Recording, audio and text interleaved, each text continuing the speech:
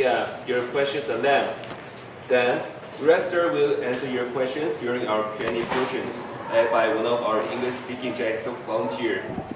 Now, without any further hesitation, please let's all welcome today's speaker, Rester, with a big round of applause.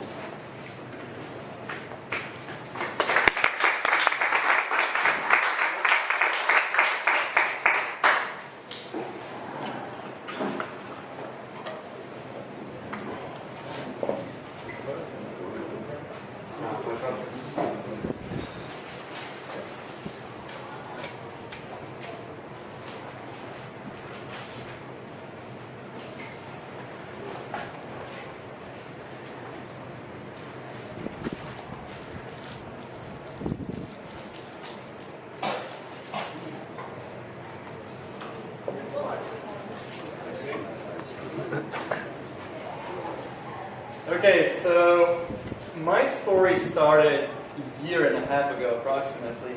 I was final year business student here at Chona National University.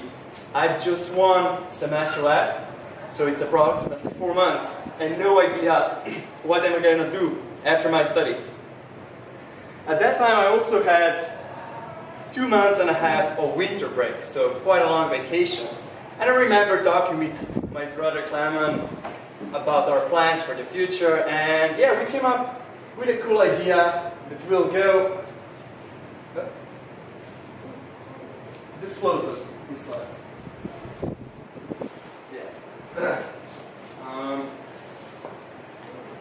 Close those.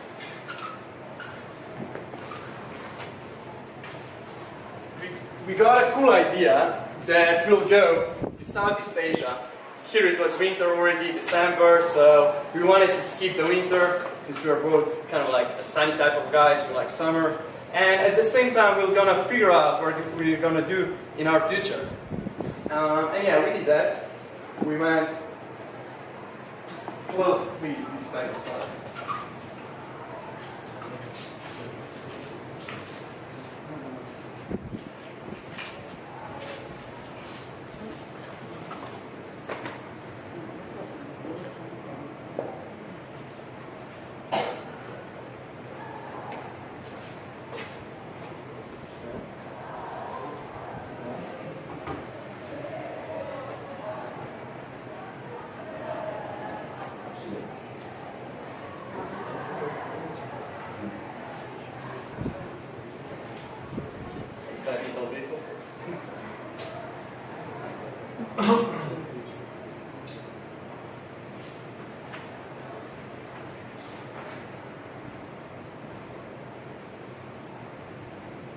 Yeah, but here it's not working out.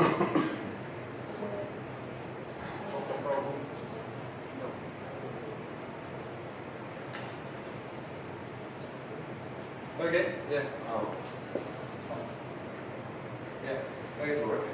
Okay, yeah. Okay, so to go back to the talk. Yeah, winter break, we wanted to escape winter, we wanted to figure out what we were going to do with our lives in our future, so either start our own business, get a job in a company, or continue our studies. And yeah, our first stop were Philippines, so we went there, met our mom, spent some family time, and yeah, we're there almost a month. That's quite okay. But after that, we're meeting our friends in Malaysia. We went to Kuala Lumpur, again, pretty nice, and then Singapore. And at that time, we were already a month and a half into our traveling and still had literally no idea what we were going to do with our lives. We were not gaining any clarity, or how to say. And to make things even worse, as our last stop, we chose Thailand. And why I said to make things even worse? Well, because Thailand looked a bit more like this. Okay, it was just one big party. I'm not sure if any one of you guys have ever been to Thailand, but yeah, I mean, we came there, we thought we're gonna do some sightseeing, this kind of stuff, but we were literally partying for 10 days straight. So after 10 days, 10 crazy nights, and many buckets of alcohol, and an accident with a motorbike, I finally had enough. I got a feeling I need to stop doing that because literally I had a feeling I'll die on that island. And at that time I remembered a guy who I met on Philippines, so my first stop. It was a random night and I started talking with one guy from some Scandinavian country. I think it's Norway, I'm not sure. So we had a conversation and he told me he was in Thailand before he came to Philippines. So at that time, yeah, of course I was interested in Thailand because I knew I'm going there later on. I asked him what are some cool things he did, what's some fun stuff. And yeah, he was telling me about all those parties, but then one thing he mentioned and got like really stuck with me was the retreat he did with Buddhist monks.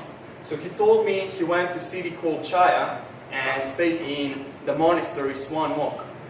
And at that time, I wasn't thinking about doing that, but still, it was kind of like an interesting thing, so I wrote down the name of the monastery as well as the name of the city. And then yeah, after all those crazy nights, I remembered that and I decided I'm gonna go there. So I talked with my brother, and yeah, we decided we're gonna leave the islands, we're gonna leave our friends, and 20 hours later, we ended up here. So it was a change, but I'm not sure if it was a change I was searching for, because there were a lot of things the guy didn't mention to me. So the first one was a wooden pillow. Surprise, surprise, yeah. The way how I describe wooden pillow right now to all my friends and all the people that are asking me about this experience, it's like, look, you get this thing, and yeah, it's the most uncomfortable thing ever.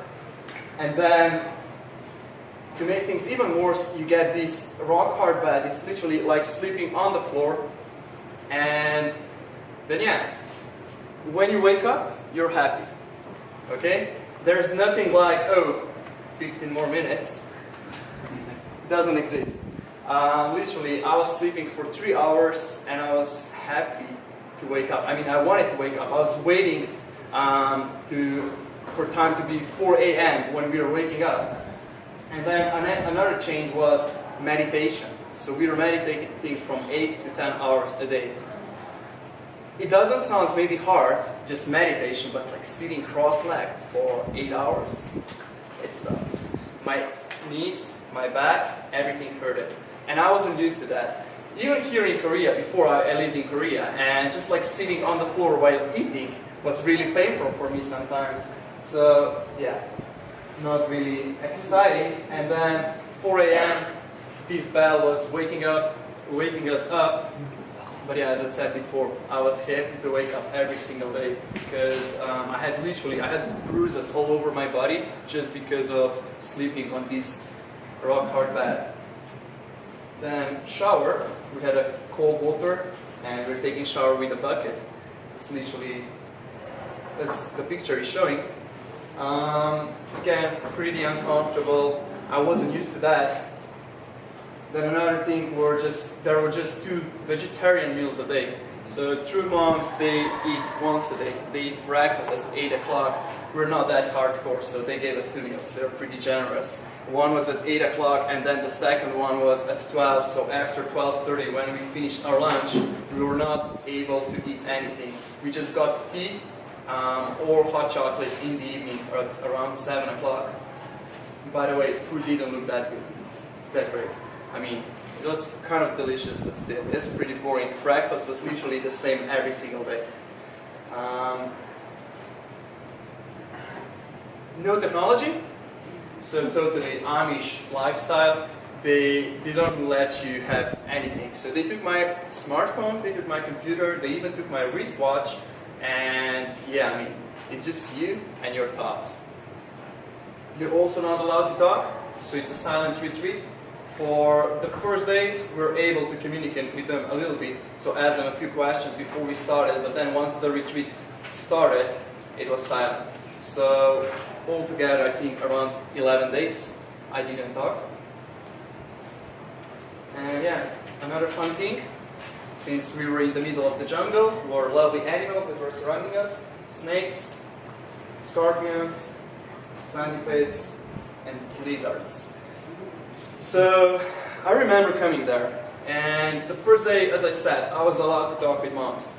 So before the silence started, I was talking with one monk, and I asked him if there's any advice he can give me before the start to make my stay there a little bit more comfortable and easier, because I knew it's going to be hard after I saw all that. And one thing he said to me was, look, there's a lot of animals here around, snakes, scorpions, so just like every time you come to your room, check if there's some snake, make sure there's nothing, and if you find something, just give us a call. I mean, yeah, tell us and we'll kind of like move it. And then later on, he even told me that sometimes cobra can come and visit the monastery. So at that time, I was already freaking out. And then later on, during my stay, they were making a joke once that one guy saw Pitan. And yeah, he was freaking out, of course. I would be probably as well. But then the monks, their reaction is just like, oh, come on, it's okay, just a Pitan. So for them, that's something normal. But for someone like me, I mean, it was a huge change, and I was scared as shit for a whole stay there. And if you're now wondering, how was it? Well, it was tough.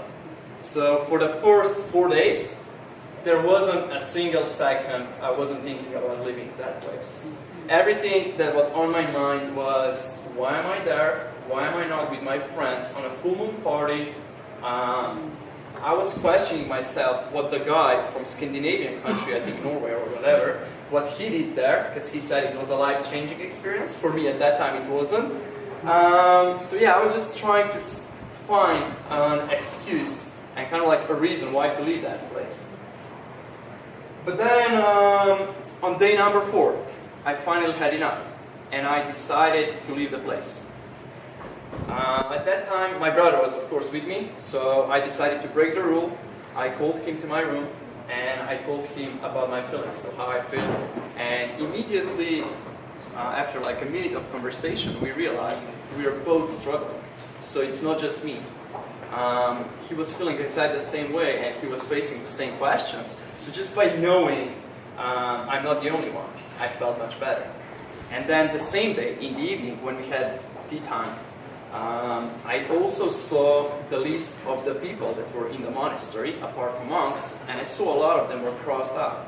So I realized, I was counting, and I realized around 20 to 25% of people left in the first 4 days.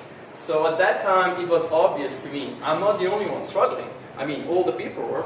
It was a huge change for all of us, because all the people that were not monks were Westerners, or, I mean, people come from the developed world, they're not used to wooden pillow and bed without mattress. So when I saw that other people are struggling as well as living, I got motivated. I took it as a challenge, and I remember, it's fine. I did that.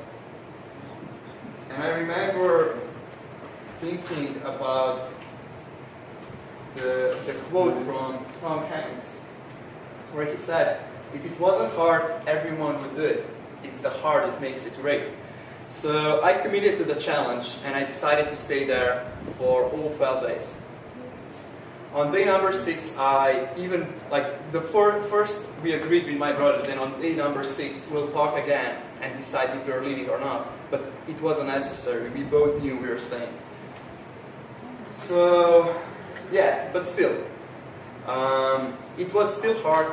I was still kind of like outside of my comfort zone, but it was much easier because I stopped questioning myself, what am I doing there? So it was, look, okay, I'm staying here 12 days, I'll be here whatever happens. So I was just thinking how to kind of get the best out of it, get the most value, learn the most lessons, and yeah, I mean, I was outside of my comfort zone, as people said. That's where magic happens, and it changed me as well. And the first and most obvious change was that I lost a lot of weight. I lost 5 kilos. So if anyone is, in 10 days, if anyone is searching for a diet, the Buddhist one is pretty good. And yeah, then after some time, of course, I needed to kind of like process all this information, everything that happened. And then after some time, I realized that there's much more to it than just losing 5 kilos. So I was a different person. And today I'm gonna share those lessons with you. So the first one, and kind of like an obvious one when you come to the monastery, is that comfort is subjective.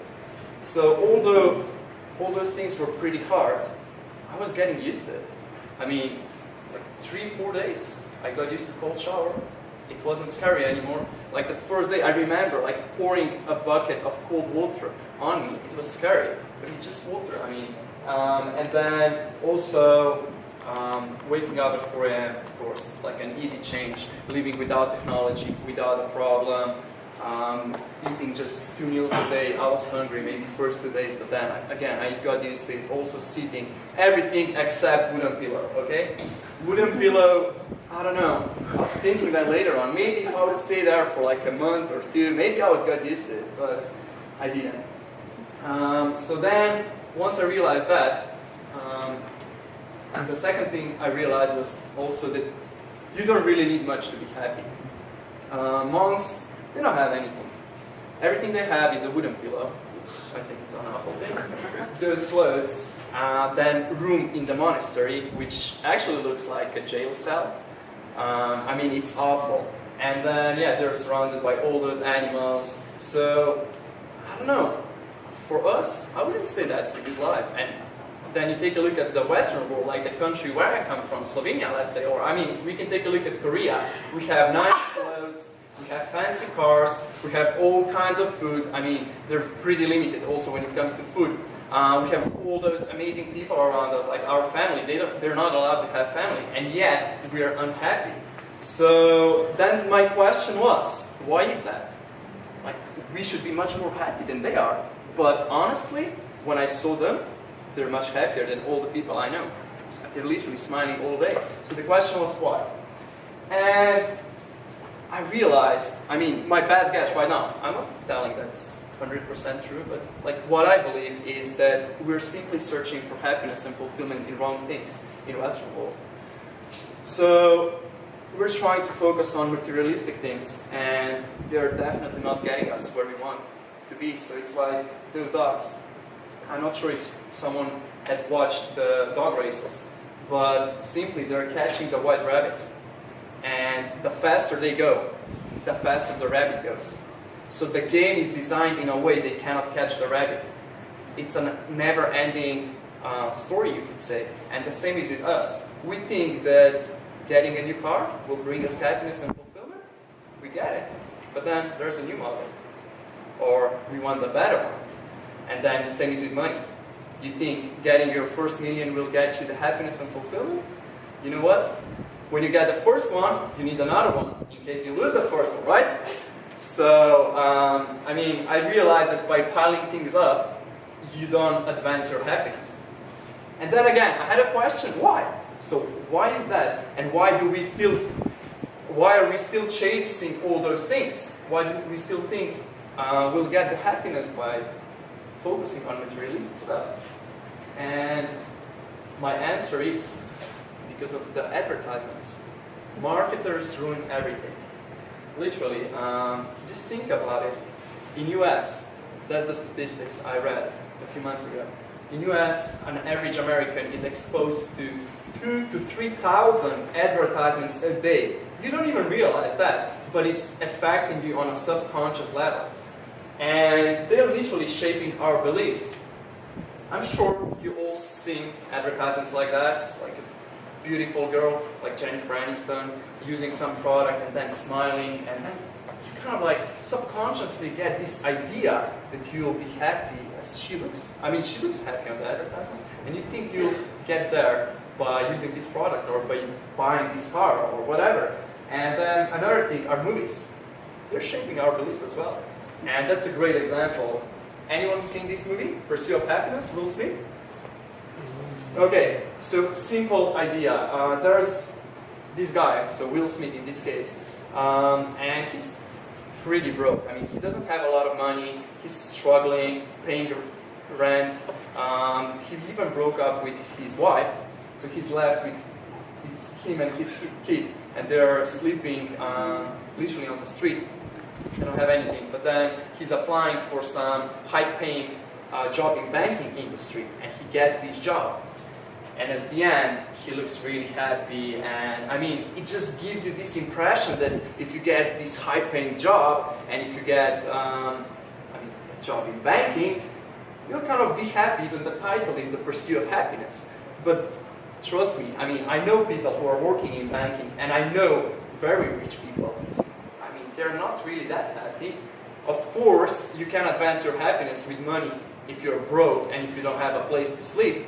But still, I mean, the idea is that they're giving you kind of the wrong impression. And then once I realized that, again, I had a question. So, what's the solution?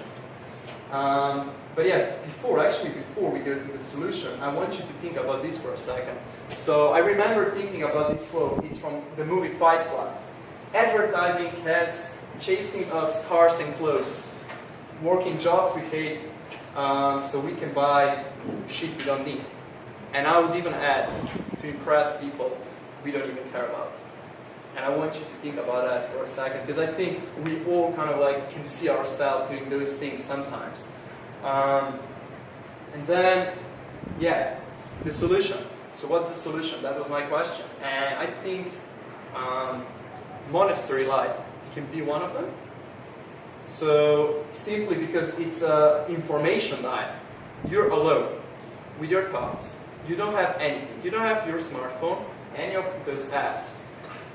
You don't watch movies. You don't see any advertisements. You're even not allowed to read anything except books about Buddhism.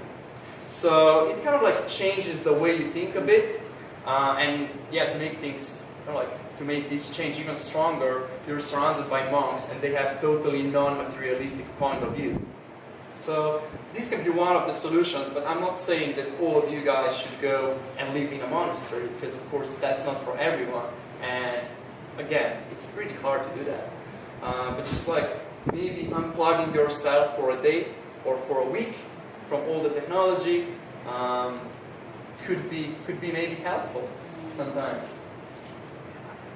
Then the next big lesson for me was self-awareness. So just like by being there in a monastery and going through all those things, I got to know myself as a person way better as I did before.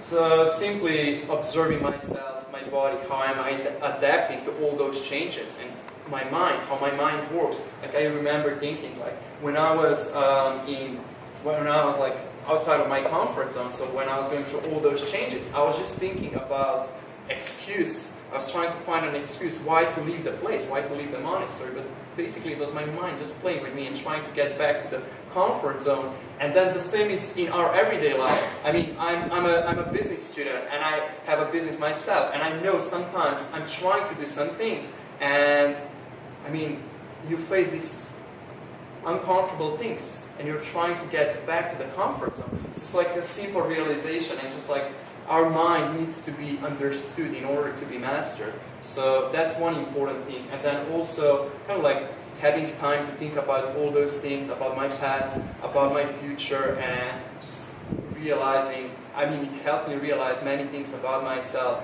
and yeah, my strengths, my weaknesses, how I react in different situations, all this kind of stuff. And I'm not sure how many of you guys here are kind of like involved in business, but it doesn't actually matter, because it's important to anyone who's doing any kind of career. It's this. So a person can perform only from strength. One cannot build performance on weakness, let alone things one cannot do at all. So that's the idea. That's why I'm talking about the importance of self-awareness. So if you want to be successful, it doesn't matter what you're doing. If you want to be successful, you need to build on strengths. Because let's say there's someone who's talented. I'm really bad when it comes to singing, or let's say art. My brother, right here, that's my brother actually, Clement. So he's very good when it comes to drawing, and I'm terrible. My drawing skills are literally on the level of 5-year-old kid. And if we are both practicing for the same amount of time, he'll be way better because he's talented. So that's the idea, and that's where self-awareness is important. And now, if some of you may be thinking, well, I do know myself. Let me tell you this.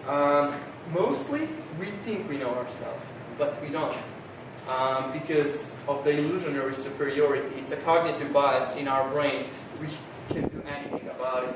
But I can tell you the statistics and the researches they were doing about it. So this thing, illusionary superiority, it causes us to overestimate our positive qualities and underestimate our negative ones.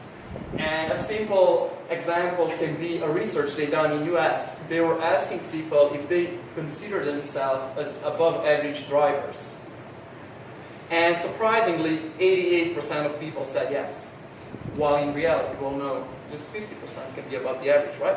So this is a simple example showing us that we have a hard time when it comes to evaluating ourselves. Maybe we're good evaluating others, but not when it comes to ourselves. We usually think we're better, smarter, nicer, kinder, all of the above, none of the above. Yeah? And then the next good example is X Factor. I think we all know those talent shows. I mean, in Korea, there are definitely those shows in all the countries. And yeah, in every country, there are types of people, like there's one type of people. They come on the show, they think they're good at singing. And yeah, they're convinced they can win. But as soon as they open their mouth, you as well as all the judges know they suck. And then they're even trying sometimes to argue with judges. And this is just showing us that they have a hard time evaluating ourselves. So if you think you are self-aware, if you know what you're good at, and if you know your weaknesses, just like think about it. Maybe you're overestimating your qualities. And one of the reasons why we're doing that are our friends and family. So they kind of like us too much, a bit too much, I would say. And they don't want to break our hearts. So when you're asking them about your skills, about your qualities, they would never tell you you're bad at something. I mean, at least when it comes to my mom. I'm sure if I give her a call right now and I tell her I'm applying for X Factor, although I'm terrible at singing, she'll be like, oh yeah, I'm so excited for you, Jure. It's like, yeah, do it. She just wouldn't want to break my heart and say like, oh no, you cannot do that. And I think that's one problem. So if now I kind of like summarize everything. So the first thing, comfort is subjective. You get used to everything. Except, I mean, you wouldn't pillow and this rock hard back because it's super uncomfortable. But otherwise, yeah, I would say you get used to all the things. Then the second thing, we don't need much to be happy. Third thing, marketers ruin everything, and they're literally shaping our beliefs with those advertisements. So the solution is a low information diet, which can be in a monastery. You can just go to nature. Maybe Jeju Island is a pretty nice place, just like without any sort of technology. And then self-awareness. I could talk about self-awareness for extra half an hour, but I don't want to go into details. But if you have any question, I'll be more than happy to answer you. So thank you very much.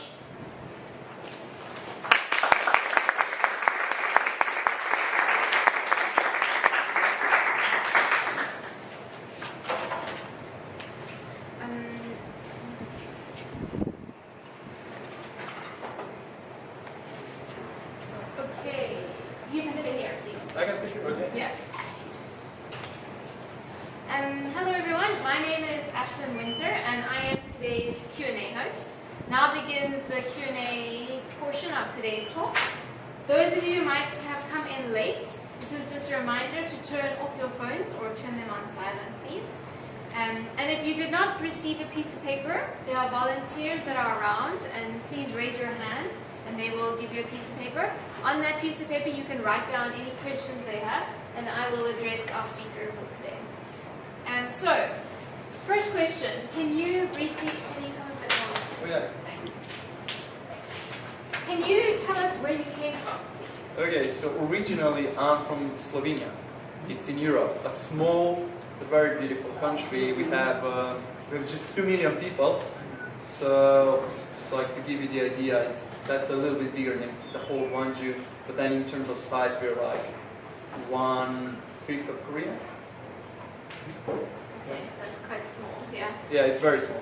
And when did you come to Korea and why did you choose Korea? I came to Korea in August 2014 as an exchange student, double degree exchange student. I was studying at National University, and yeah, this is actually my winter break, where I spent the 12 days with monks. Okay.